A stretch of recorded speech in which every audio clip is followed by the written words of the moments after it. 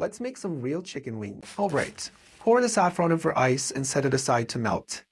This way, its aroma and color get stronger and stay intact. After washing the chicken, pat it dry. This helps it absorb the saffron better.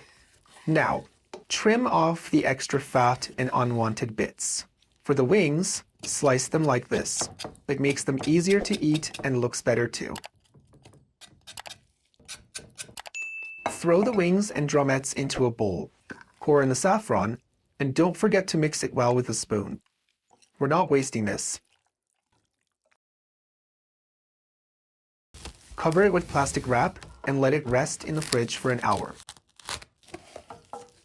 Chop the onions.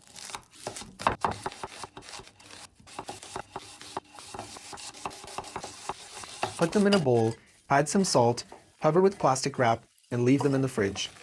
Since I prefer a milder onion flavor, I let them rest for 30 minutes in the fridge. But if you want a stronger onion taste, you can mix them with the chicken right away. These onions are not going to waste. We'll turn them into powder for the sauce. You can check the link to see how it's done. Now, mix the chicken with the onions, cover it again, and let it rest in the fridge for at least 10 hours, up to 24 hours max. The chicken wings and drumettes, place them in the air fryer.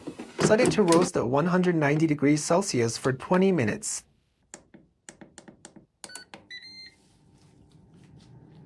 Let's make the sauce.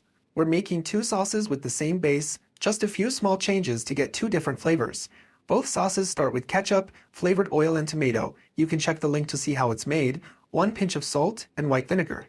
Now in one of them, we'll add onion powder, check the link for how to make it, and oregano powder. And in the other one, we'll add honey instead. Mix everything well until smooth. Now let's taste it.